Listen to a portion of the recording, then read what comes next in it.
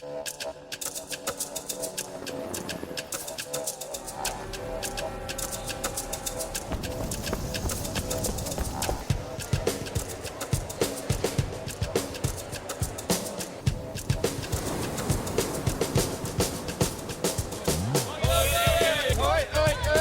in Max's little southern territory, I was there. It was great to ask me where I was in. Very good supporter, and we got to know him well, and loved him really.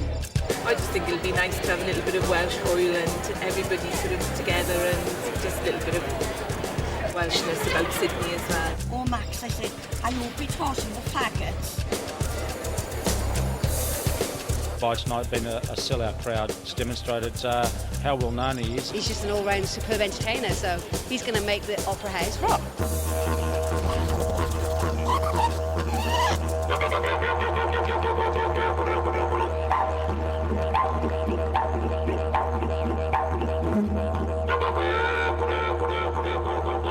Ladies and gentlemen, live at the Sydney Opera House, the legend that is Max Boyce.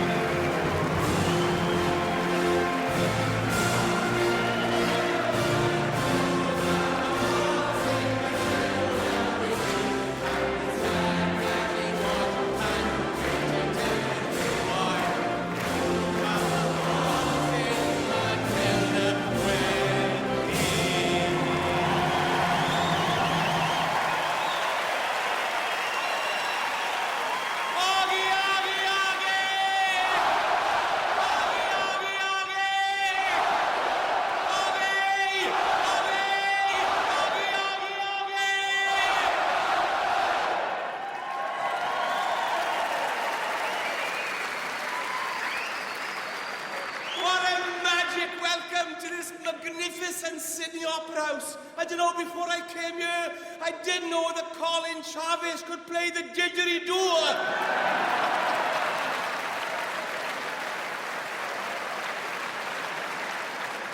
No wonder they made him captain. But what a magic World Cup this has been. Wales still undefeated.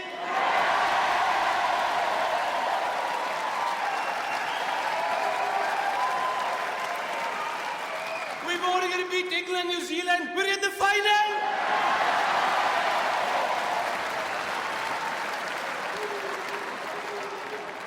It's not about playing England now, it's about counting them.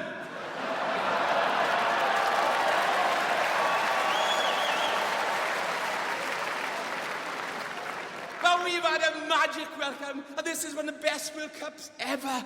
And we've been all over Australia. Last week, do you know where we went last week? We went to Wagga Wagga. I thought it was a disease.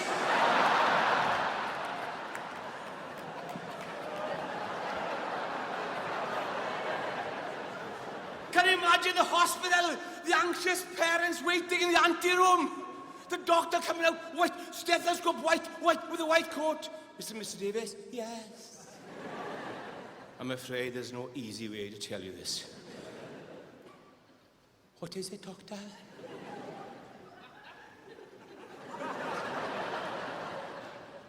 I'm afraid your child's got Wagga Wagga. Oh, no. We thought it was Wollongong at first, but it spread.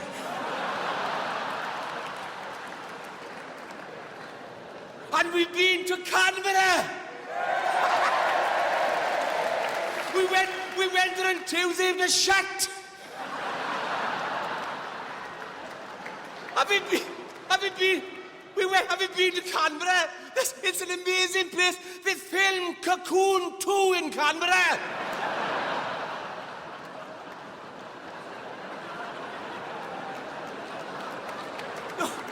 There was, at 12 o'clock, there was these people shuffling about.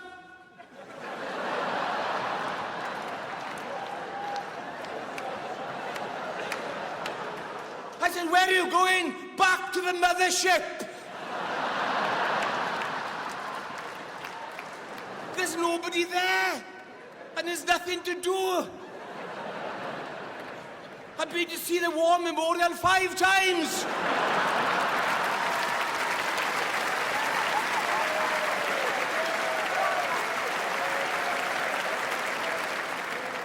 I tell you, there's nothing to do. I was sat in my hotel room watching the shopping channel, right? And I could hear all this cheering. Oh, there were all these hundreds of people around the traffic lights. Oh, look. Oh, wait, green's coming next. Green's coming. Wait, no, wait. You wait till I tell you. Watch it come in. Here it comes. Green. Oh, yes! I looked at my watch last night. It was 9:10 in Sydney. It was 1958 in Canberra.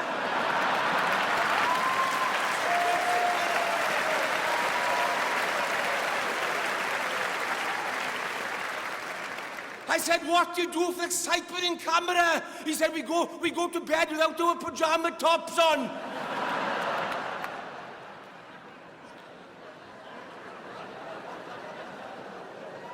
And then we went to Melbourne. And of course they don't play union, they play Aussie rules. How childish is that?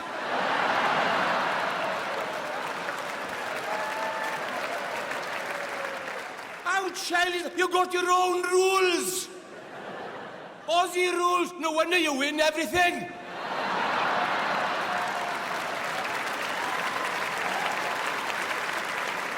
Aussie rules, that's pathetic, right?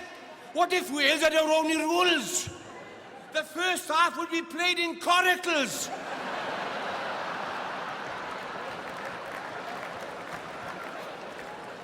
And the second half would be played underground. And you'd have all these English forwards like Lawrence Delalio and Johnson. Hey, this is unfair.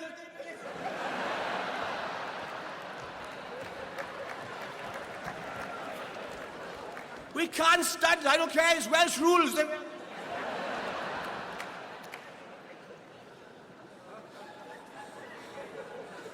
And the first time I ever came to Australia, it was to open an old people's home called Adelaide.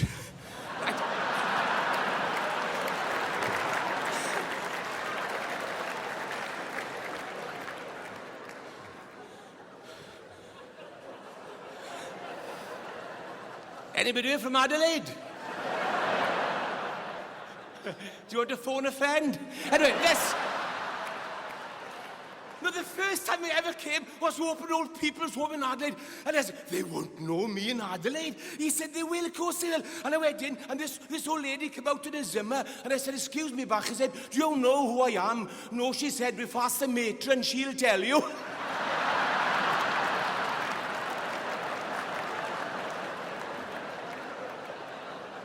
But we are back now in Sydney, the real capital of Australia. Yeah, I mean, this has got to be, right? Apart from Neath, one of the most magnificent...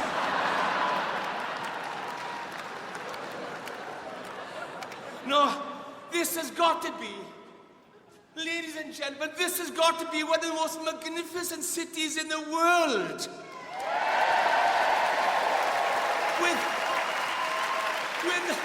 With the magnificent drop of the Blue Mountains and this wonderful natural harbour. This has got to be one of the most beautiful, spectacular cities in the world.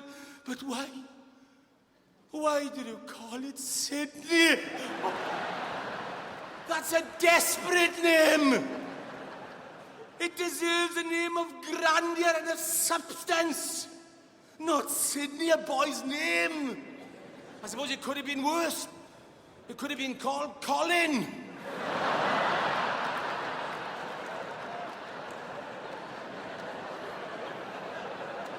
And I'd be singing in the Colin Opera House and climbing the Colin Harbour Bridge. And you'd have to call in to Hobart Yacht Race. But we've had a magic time here. And I climbed the harbour bridge. And I rang my mother, Mum, Shriti Bach, all right? You'll never guess where I am, Mum. You'll never guess where. I'm right to the top of Sydney Harbour Bridge, Mum. There is a 360-degree view of the harbour and Botany Bay. I'm much back 360 degrees. Oh, she said, it's too hot for me there, she said.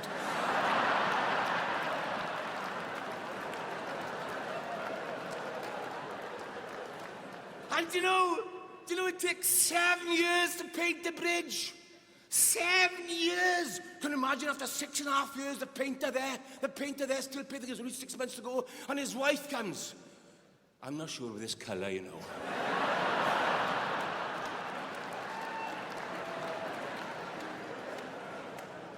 But it doesn't matter what's in the names. What matters is being able to say that I was there. How many times?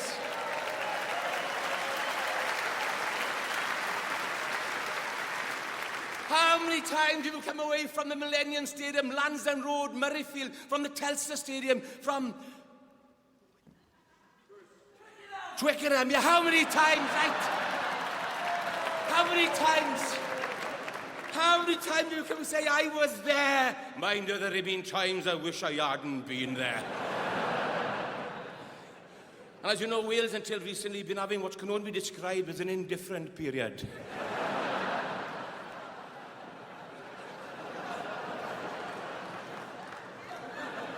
And we've lost to England narrowly a few times, right? And you know, it's not the losing to England. It's not the losing I hate. It's the time still left in a game in which you know you're going to lose to England. There's 20 minutes still left in the game. You're losing 58-3. And the time is endless. Play is going on, but time isn't passing. It's what the Aborigines call the dream time.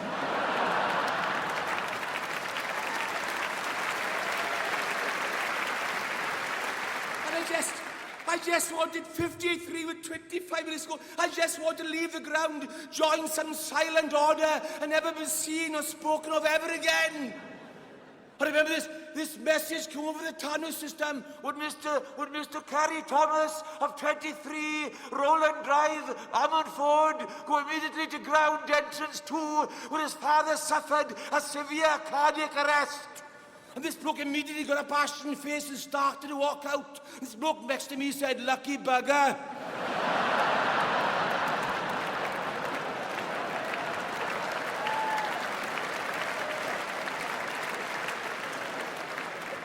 And there's still 20 minutes to go, and you keep imagining the worst of you.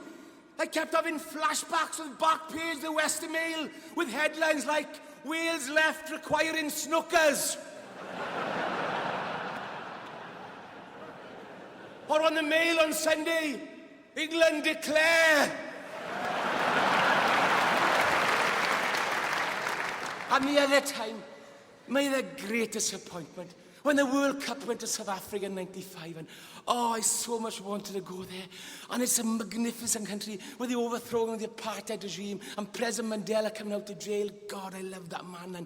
And to see him, to see President Mandela during that final in the colours of the Springboks, with his number 6 in his back, holding the World Cup up above his head. I cried like a baby, because I backed the All Blacks at 11-2, right?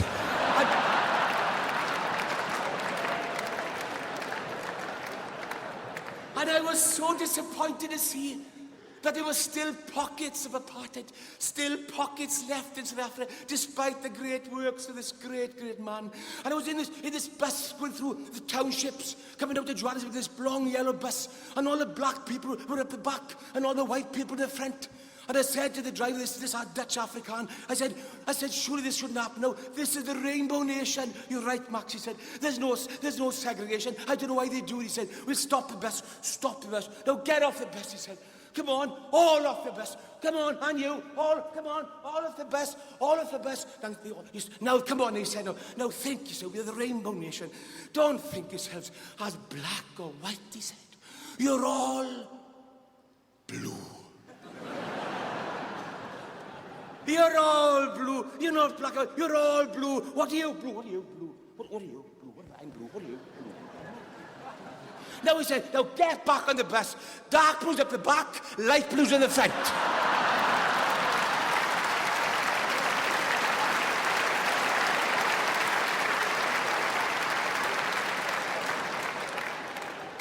And that is a true story. I know, because I was there. And you know, before we went, I so much wanted to go to the country, because they embraced the World Cup in the same way as Australia did with the Olympics, and the same way as you will do now with the curl. You're embracing it, right? Oh, everybody wants it to work, and God, I wanted to go. And before we went, because it was a triumph for South Africa, an absolute, but it was such a huge disappointment for Wales, a huge disappointment. And before we left, right, we'd all these inoculations for cholera and typhoid, yellow fever, right? How we said, we'd follow the side for as long as we're in the competition.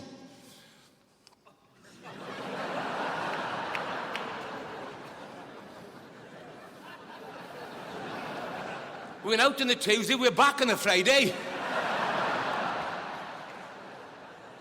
I still had 3 boxes of malaria tablets. And they tell you, once you start the course, you've got to finish it. It was so embarrassing. I was in the mountains in Brecon, right, in a howling blizzard, up during snow, taking malaria tablets.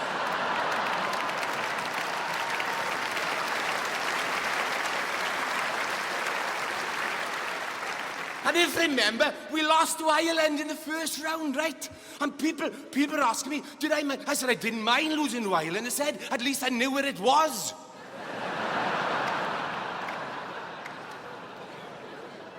5 years ago, we were losing a place I'd never heard of. We lost one game to a passerby.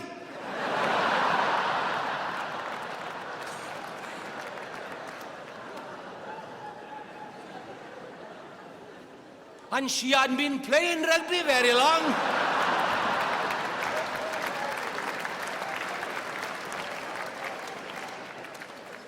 And the World Cup before that, we lost to Western Samoa.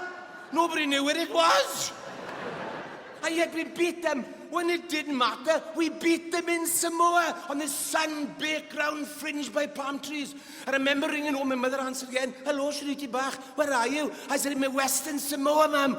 She said, what's it like there? I said, ma'am, it's 130 in the shade. Oh, she said, stay out of the shade, whatever you do, she said.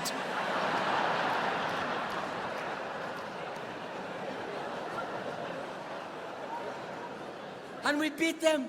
We beat them in Western Samoa, and after the game, there was a big banquet, and all the tables full of papaya and mangoes and pineapples, and the prince of Samoa was this huge man with a huge head and a garland of flowers around his neck and a bone through his nose. He was from Ponty originally.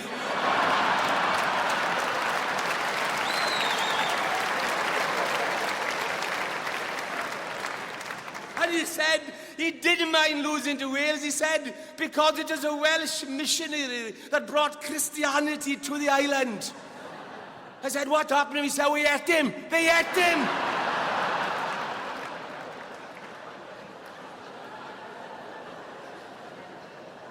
So he said he didn't mind losing to Wales, he said, because there's a little bit of Welsh in all of us, he said.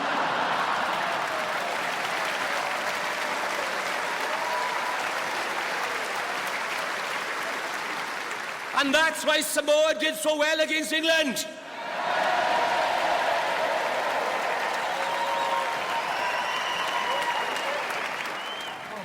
Okay, we're going to sing. That was brilliant. Thank you. You can see, this is a little song that I've sung in Australia before, and I always remember when I sing it, this woman came up after, she said, oh, Max, she said, I wish you never sang that song.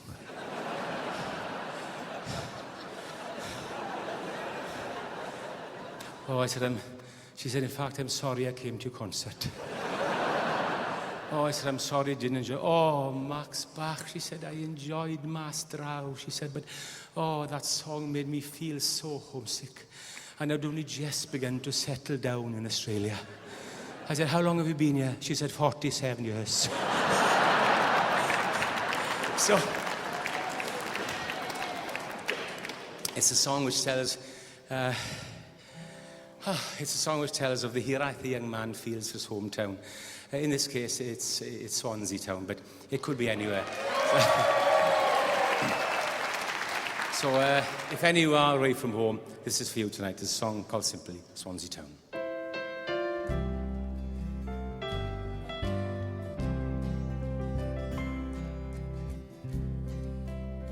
I'm going home, Swansea town. The day is nearly dawning. I'm going home to the seaport sound, one lovely sea town morning.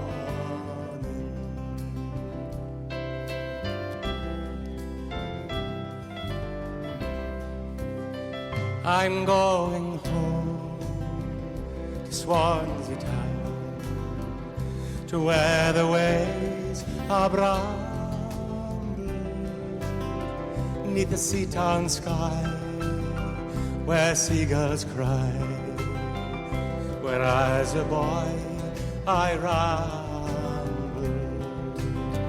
I'm going home to Swansea town. The day is nearly dawning. I'm going home to the seaport sound, one lovely sea town morning. One day I'll walk the valleys,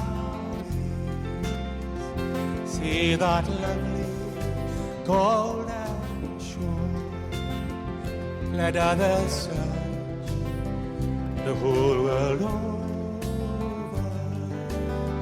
I'm going home once more, and she'll be waiting there for me.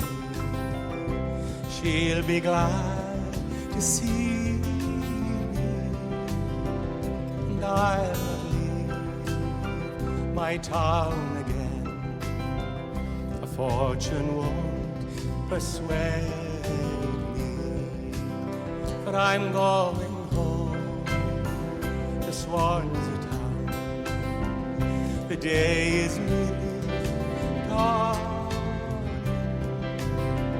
I'm going home to the seaport sound, one lovely sea on morning. One lovely sea town morning, one lovely sea town morning.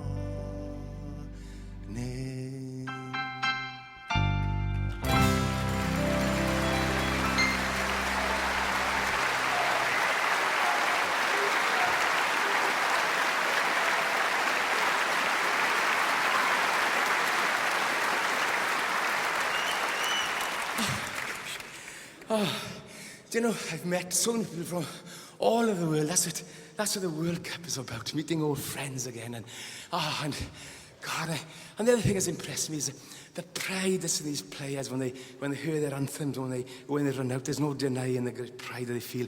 And I can identify with that. Because I remember the first time I played for Wales, right? Perhaps it wasn't at the Millennium Stadium, right? Or perhaps it wasn't at Twickenham or Auckland or wherever, right? But in the parts of Wales where I'm from, we used to pretend to be our heroes down past the welfare hall and bits of waste ground, and we used to pretend to play. I remember the first time I played for Wales. It was against England. It was always against England. It was against England in Llywelyn Street. I remember we had 58 on our side and 3 on their side. It wasn't fair, but it's my ball. I remember one day we beat Scotland, Ireland and France before 3 o'clock. We would have beaten the All Blacks as well, but my dinner was ready. And you know, you kind people, we've never beaten the All Blacks since, and we got the chance now on Sunday. We've never beaten them in all years. And you know the reason why we've never beaten the All Blacks? It's got nothing to do with the game as such. The reason we've never beaten the All Blacks is because that Maori war dance they do before the game starts. The haka. It is fundamentally unfair. Hey, don't get me wrong. I'm a great believer. I'm thrilled to see it, the spectacle. I realise it's part of the folklore of rugby football. But what's fundamentally unfair, they're allowed to do it. They're allowed to dance. Nobody else is. There they are.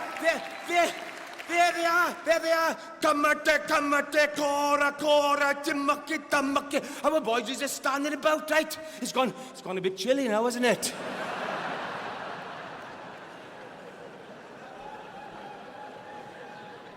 What if other countries started dance? What if England?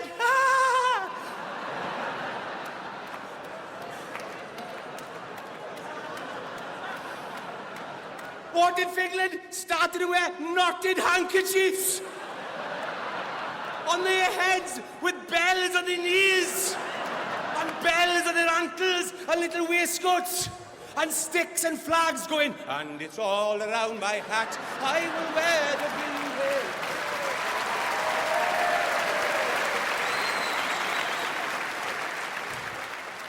Fair play to England. In the last World Cup, they did try to negate the psychological effect of the haka. They fetched that tenor down from Sheffield and put him in the halfway line.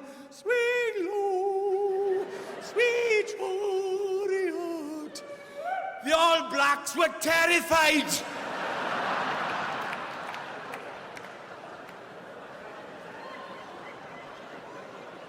Don't let him sing the second verse. We won't do the haka. And what if the Irish started?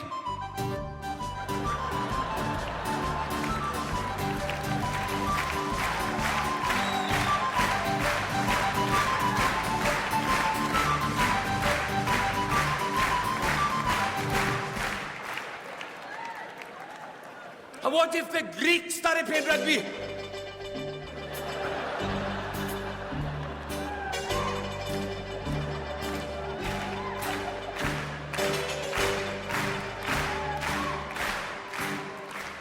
And worse still, what if Turkey joined the Six Nations?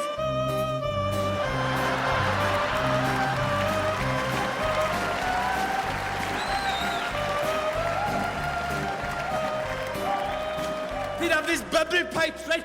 They'd have these bubble pipes, right? And they'd be playing, and all worms would be coming up everywhere.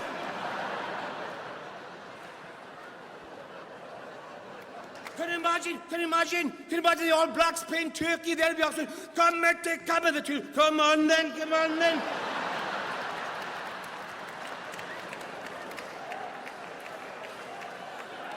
Rugby would be on the adult channel.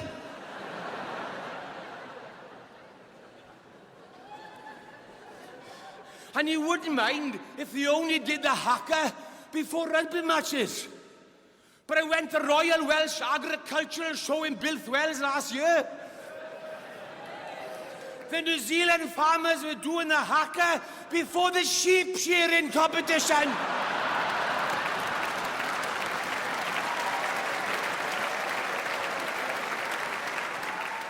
They had these big merino sheep.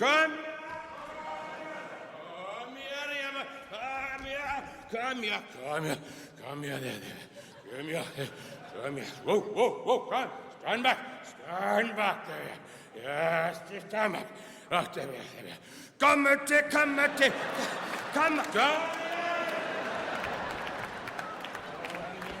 What? It's like come.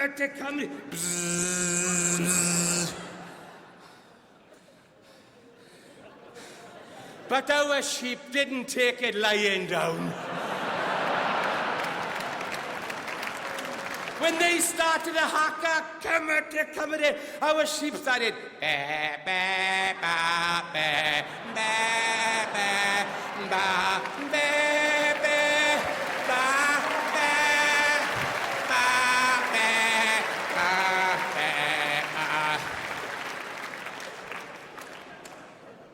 in 4-part harmony. So I've been thinking, because this World Cup's come to Australia, I've been thinking how we can, and because we're in our pool, and because we play them so night, what could I write that could negate the psychological effect the haka gives New Zealand? And I've thought long and hard, burnt the midnight oil. I realised it had to be something with the same primeval rhythms, the same tribal chant, same tribal sound, something that everybody knows and something of the same length, and I've come up with it. Humpty Dumpty.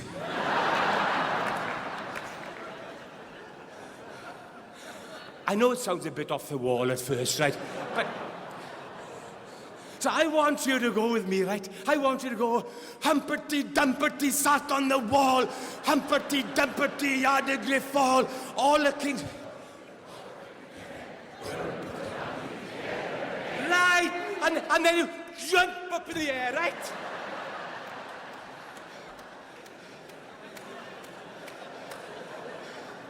Come on, some of you have to jump for age. Anyway, right, okay. Right, so what I'll do now, right? So get your hands out. Come on, everybody hands out. Come on, like that. That's it. Come on, on the boat, people. Right, okay? Okay? So I'll just paint a picture now. And welcome here to Cardiff Arms Park, or of course I'm joined by Gareth Edwards, who played 15,000 times for Wales, and they'll be proud of him back in Pontardawi Technical College, where he sat at the back by the green curtains he bought in Abertillery for 2 shillings and 6pence in 1943. And we'll have a rest, right? Have a rest. So, right, what we'll do now, right? I'll start the haka, right? Then we get you doing this, right? And then we take it right through to the end, okay? I've painted the picture now, and you had a little rest. Okay, come on, everybody now again, right? So when I start, come you start. Humpty Dumpty, okay? Okay? Right. Okay. Humpty.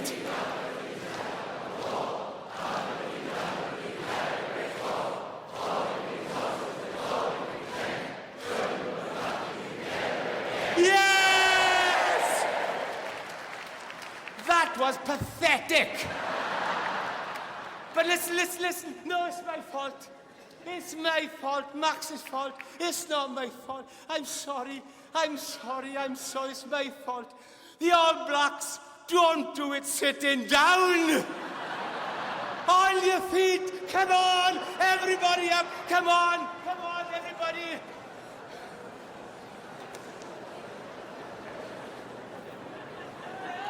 And if you don't want to do it for me, do it for Wales. Okay, you watch the difference now. Okay? Come on. Ready? This is for Wales now against All Blacks, right? Ready? Okay.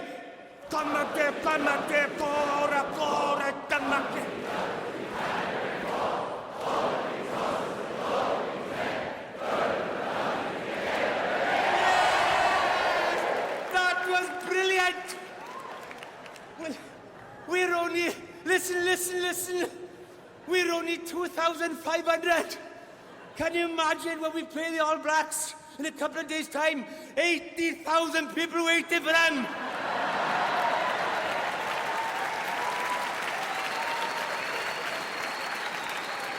But I've taught this to all Australia. The All Blacks will all be so sure. Come, and there'll be 80,000 of us.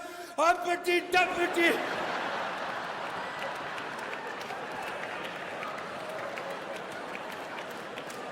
I can see the Sydney Herald there one Monday morning. New Zealand go home shell-shocked. How wouldn't that be magic?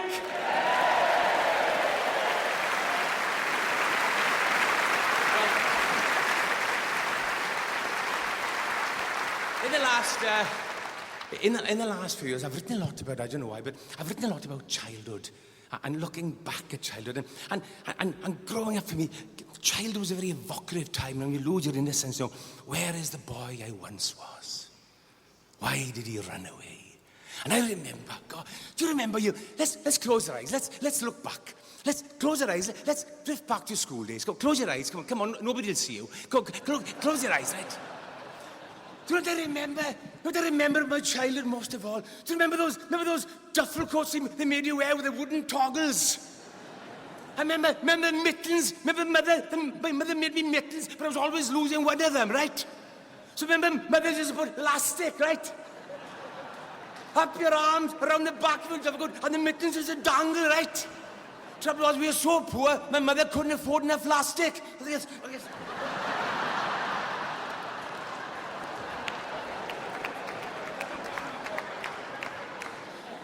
And my pal in school was Billy Williams, right? He was a brilliant mind, right?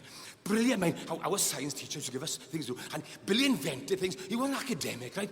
But he invented things, right? He invented a machine for the local co-op, right? That cut ham so thin it only had one side.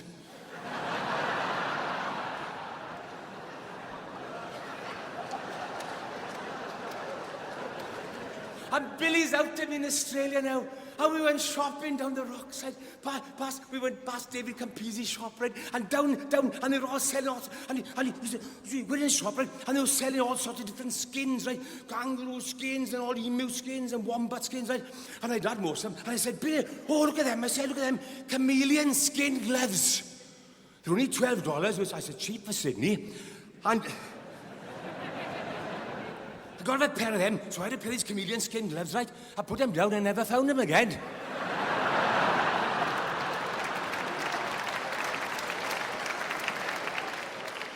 And then Billy noticed, he said, Max, look at them shoes. He said, £500 for a pair of shoes. Why are they $500 for why are they so expensive? I said, they're crocodile shoes, Billy. That's why they're so expensive. Oh, and mine a pair of them. I said, forget it, you can't afford. Forget it, you can't afford it. Forget it. You couldn't forget it, right? You couldn't forget it. All of a sudden, I know, he said. I know. I saw the brochure on the telly, he said. About an hour outside of Sydney, he said. There's a crocodile farm, he said. He said, they bound thousands of crocodiles there. I said, they have, I seen it in the brochure. He said, will you come with me? I said, all right. So the first... So the next day, right, we till it was dark, and we crept and we went up this crocodile farm, and we got under the fence, right, and I had this big lantern with me, right, and all I could do is this inky blackness. We just hear the sound of tree frogs, insects and flies, right, and it's inky blackness. And you could hear the sound of the crocodiles slithering off the banks in the river, and you could see the slit of their eyes just lipping above, reflected by the moonlight, just reflecting on the top of the water, right, and they... the water, right. I said, Billy, I said, I'm not going any further, I said, only further. I said, I'm in Sydney Opera House, I said. I want to see Wales in the final. I'm not going any further, I said. So on he went alone, right? And he put his act on the corks, right? And he got his blade out, right? Got his knife out. I said, you sure you know what you're doing, Bill? I can't speak to my mouth full.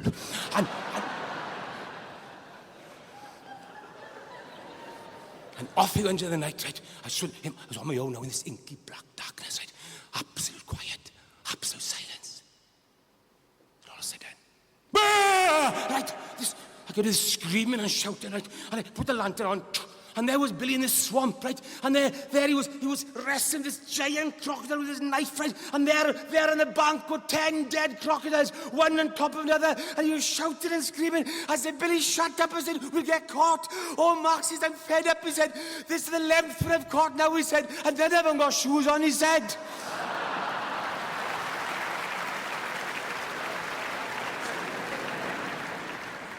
Looking ahead, to New Zealand, God, it brings back so many memories. The first time I ever went to New Zealand, and those I know lots from New Zealand here tonight, and the first time I went, there's a lake near Auckland, and called it Lake Tiki Riki Liki Tiki Riki Piki Riki Lake, right? And this challenge has been thrown out, right, by Welsh Water for any man who could walk across the top of the water of Lake Tiki Tiki Liki Mau Tiki Lawa Lumuluki Tiki Riki. 3 men entered. From Wales, Gareth Edwards. From England, Billy Beaumont. And the other one to enter was the Pope. Now, I was surprised he'd entered, right?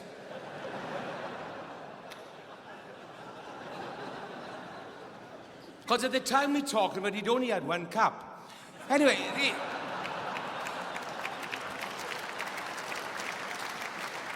and he'd lost the toss and that. And the first to go was Gareth Edwards. And he ran across the waters of Lake Kiki Tiki Liki Riki Lubu Luki Tiki Lawi Hubi Liki Liki Rake. And he ran back. And all the Welsh supporters are singing, My hen ladfa nhadau anan oili mi glad bair dda cantorion. And well done, Gareth. Well done, boy, right? Then Billy Beaumont went, right? He took the bandages off his head, right? And his ears fell off. No, they...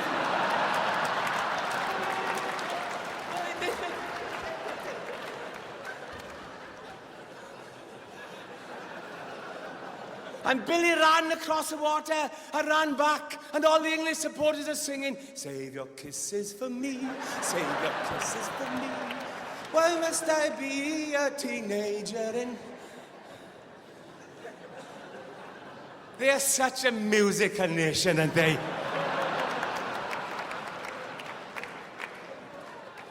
And then the Pope went. Now, fair play, right? He went halfway, lost his concentration, and then he went bloosh. And Billy Bowman turned to Gareth and he said, Dear Gareth, you're a boy, not telling him about the stepping stones.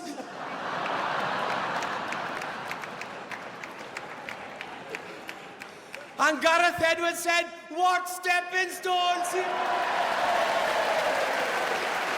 We'll be back one day as soon as the flowers come to the trees.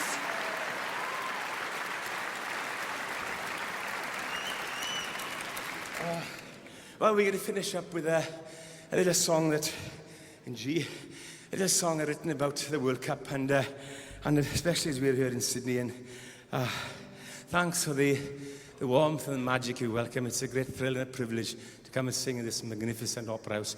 I never ever thought I ever would. So thanks for filling every seat.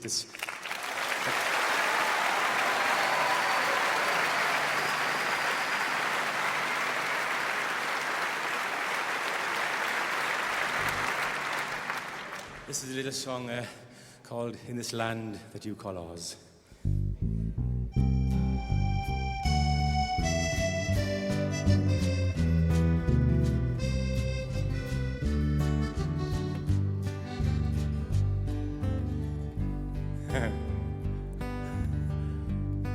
I've come out to Australia with a phrase book in my hand. 'Cause you Aussies use some funny words us Poms don't understand. So I've learned to speak Australian, I've learned to speak at night, and I've learned to say good on ya, she'll be right. So I've come out to Australia, I've come down here because the World Cup's come down under, in this land that you call ours. And I've been down by the ocean to the calm of Cockle Bay, and I've seen some buskers playing as I walked along that way.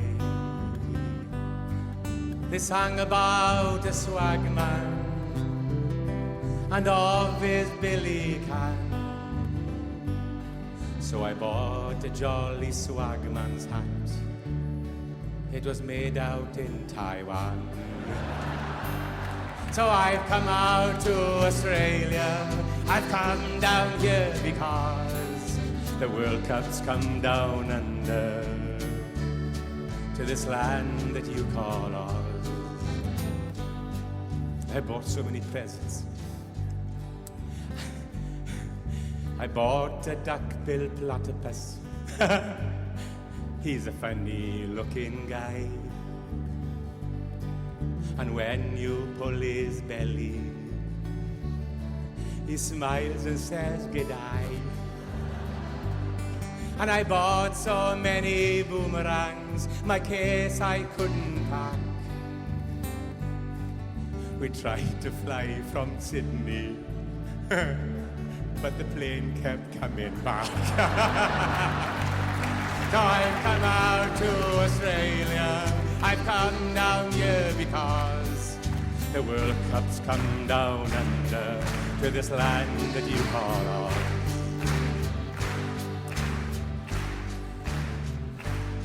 And I've been down Darling Harbour,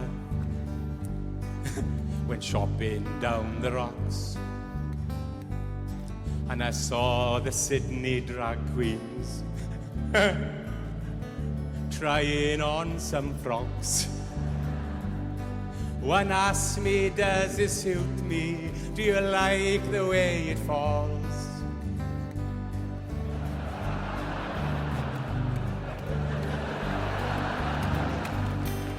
I said, it's much too short, love.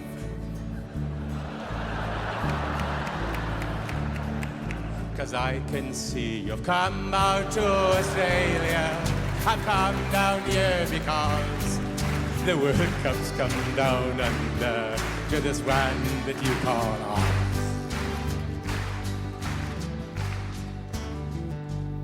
So it's New Zealand then on Sunday. I heard they are playing well. Who knows, we might surprise them. You never can tell.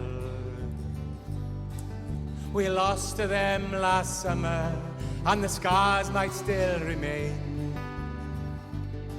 But we're playing so much better now, and at least we caught the plane. I come out to Australia, I've come down here because the World Cup's come down under to this land that you call ours. And I've taught myself Australian, I taught myself at night, and I've learned to say good on ya, she'd be right. And I've learned to say good on ya, she'd be right. And I've learned to say good on ya. Good night, Sydney. Good night, Australia. Take care.